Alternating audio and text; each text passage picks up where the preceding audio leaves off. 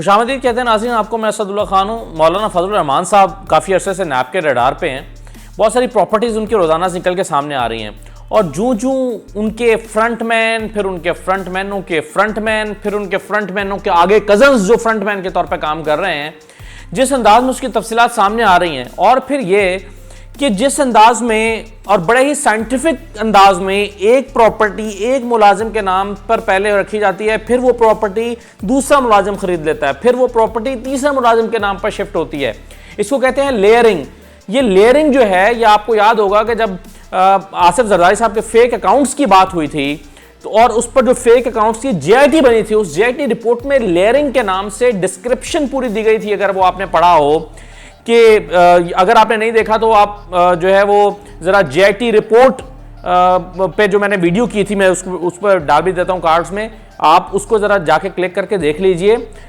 Layering का concept ये था कि एक फेक अकाउंट में पैसे रखवाए जाते थे, फिर वो पैसे निकाल के दूसरे फेक अकाउंट में जाते थे, फिर वहाँ से पैसे निकाल के तीसरे फेक अकाउंट में डाले जाते थे ताकि उसकी जो ट्रेल है उसको कंफ्यूज किया जाए। और इस कंफ्यूजन को क्रिएट करने के लिए लेयरिंग की जाती थी।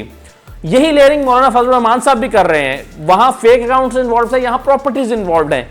यानी एक प्रॉपर्टी एक फ्रंटमैन के नाम पर है, कुछ अर्से बाद वो प्रॉपर्टी दूसरे फ्रंटमैन के नाम पर शिफ्ट हो गई है, फिर वो तीसरे ने खरीद लिया, फिर चौथे ने खरीद लिया। दरअसल वो प्रॉपर्टी मौलाना फजलुर रहमान साहब की है। ये नैब का दावा है। ये नैब की जो है वो उसकी तहकीकात के नतीजे में सामने आई हैं चीजें, और अब नैब चाहती है कि मौलाना फजलुर रहमान आए और आके इन चीजों को एक्सप्लेन करें, लेकिन वो नहीं आ रहे। चले मौलाना फजलुर रहमान नहीं आ रहे, उनके फ्रंटमैन आ जाएं, वो नहीं आ रहे, उनके जो आगे फर्दर फ्रंटमैन है वो आ जाएं। ये पूरा एक नेटवर्क है। अब चूंकि मौलाना फजलुर रहमान नहीं जा रहे तो शायद उन्होंने फिर बाकी लोगों को भी मना कर दिया कि वो नैब के साथ कॉपरेट ना करें। और इस सब के जो है वो इस सब को सेव करने के लिए मौलाना फजलुर रहमान जलसों पे जलसे कर रहे हैं, रैलियों पे रैलियां कर रहे हैं। अब आपको अंदाजा होगा कि मौलाना फजलुर रहमान की परेशानी असल में है क्या, और वो क्यों इतना परेशान है, क्यों वो चाहते हैं ये हुकूमत चली जाए, वो क्यों चाहते हैं सिस्टम लपेट दिया जाए, वो क्यों चाहते हैं कि किसी भी तरह से आसिफ जरदारी, नवाज शरीफ और हम सब मिलकर जो है वो अपने आप को तहफ़्फ़ुज़ करें। क्योंकि मौलाना फजलुर रहमान बिल्कुल मुख्तलिफ नहीं है आसिफ जरदारी और नवाज शरीफ पर लगने वाले इल्ज़ामात से। जो इल्ज़ामात उन पर लगे हैं वही इन पर लग रहे हैं, उसी अंदाज में प्रॉपर्टी। अब मैं आपको जरा तफसील बताता हूं जो सामने आई है। मुराद सईद साहब ने भी अपनी प्रेस कॉन्फ्रेंस में बताई हैं, जो नैब के जरिए से तफसीलात हमारे सामने आ रही हैं, वो जरा सुन लें। अब आपको अंदाजा होगा मौलाना फजलुर रहमान साहब के बारे में जो डायरेक्ट प्रॉपर्टीज पहले सामने आ चुकी हैं वो तो है ना कि DI खान में उनका चार घर हैं, एक प्लॉट है, फिर 5 एकड़ जमीन के वो मालिक हैं, फिर दुबई में उनके फ्लैट्स हैं, फिर इस्लामाबाद में उनका बंगला है, फिर पेशावर और कोयटा में उनके फ्लैट्स हैं, कराची में उनके फ्लैट्स हैं, फिर दुकानों के कई दुकानें हैं उनके वो मालिक हैं, फिर DI खान में उनका एक मदरसा है, 5 एकड़ ज़रई ज़मीन है, शोरकोट में घर है, 5 एकड़ वहां पर भी ज़मीन है, फिर चक शदाद में हाल ही में उन्होंने जो प्रॉपर्टी खरीदी है, ये सब प्रॉपर्टीज एक अलग हैं। इसके बाद वो प्रॉपर्टीज जो उनके फ्रंटमैनों के नाम पर है, जरा उसकी तफसीलात सुन लें। एक किरदार है अब्दुल रऊफ मामा, अब्दुल रऊफ उर्फ मामा। अब ये जो मामा हैं ये मौलाना फजलुर रहमान के ओरिजिनल सगे मामू हैं, सगे मामू उनके हैं। और ये इनके बारे में बताया जाता है कि किसी ज़माने में, यानी आज से कोई 25-30 साल पहले बस कंडक्टर हुआ करते थे। फिर आहिस्ता आहिस्ता मौलाना ने इनको अपने करीब किया, इनको नवाजना शुरू किया, इनकी जिम्मेदारियां लगना शुरू हुई। और फिर असल में जब ये अमीर और जो है वो बहुत ज़्यादा इम्पोर्टेंट आदमी बने, ये तब की बात है जब MMA की हुकूमत बनी।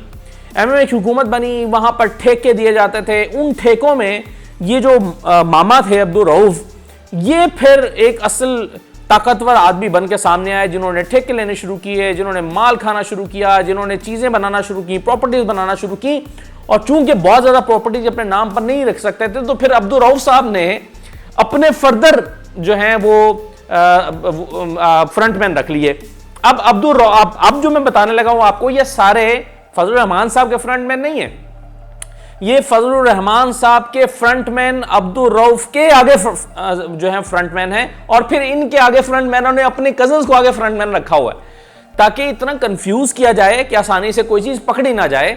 और जब कहीं ना कहीं किसी न किसी अदालत में जाकर बेनिफिट ऑफ डाउट मिले तो कह दिया जाए कि जनाब ये तो देखिए कुछ साबित तो हो नहीं सका, तो ये कंफ्यूजन जानबूझ के क्रिएट की जाती है। अब रऊफ मामा साहब के जो फ्रंटमैन हैं वो है अब्दुल्ला, अबरार शाह और उनके भाई। और इसके अलावा एक फ्रंटमैन ड्राइवर हैं जिनका नाम अब्दुल्ला है। ये फ्रंटमैन अब्दुल्ला हैं, इनकी शोरकोट में 81 कनाल जमीन है। फिर डीआई खान में इनकी 1,1000 कनाल जमीन है।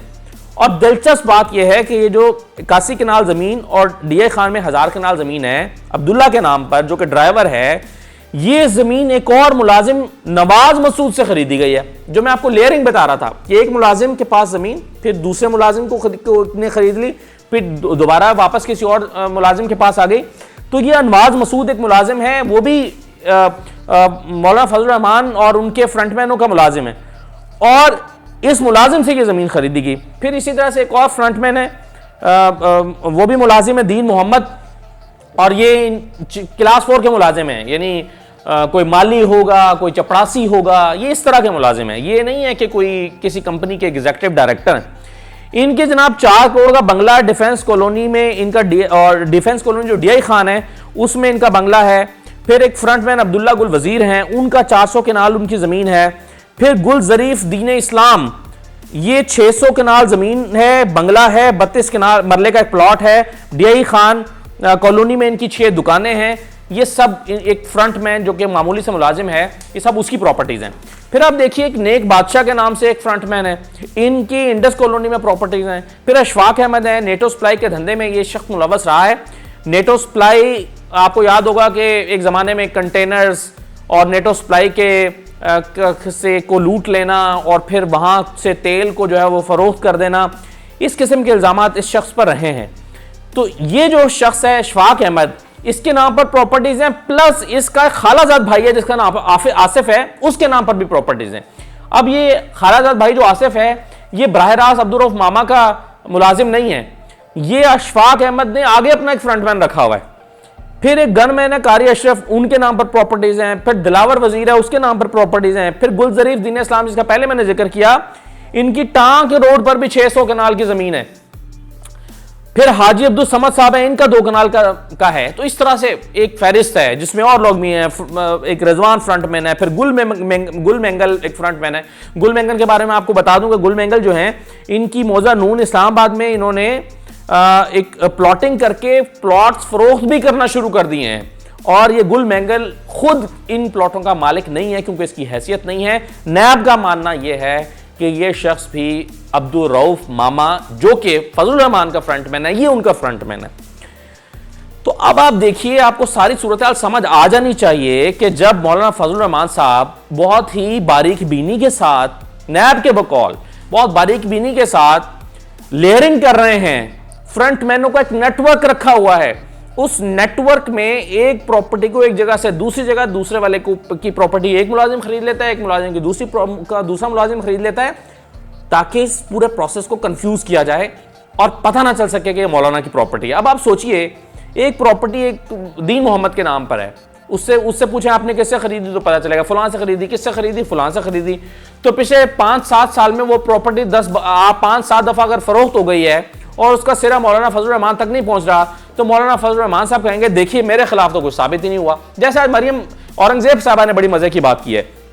मरियम औरंगजेब जो मुसावी साहब के इंकशाफात के बाद तमाम पूरा खानदान खामोश है, नवाज शरीफ भी खामोश है, मरियम नवाज भी खामोश है। क्यों? क्योंकि उन्होंने कह दिया कि जनाब आप खामखा खुश हो रहे हैं कि हमारे जो है वो हम बेकसूर साबित हो गए हैं, और वो जो नैब को जुर्माना हुआ है उससे साबित हो गया कि हमने कोई करप्शन नहीं की। तो जब केवे मुसावी ने आकर कहा कि ऐसी कोई बात नहीं है, आप करप्ट हैं, आपका इसका उसके साथ कोई ताल्लुक नहीं है, तो तब से ये खामोश थे।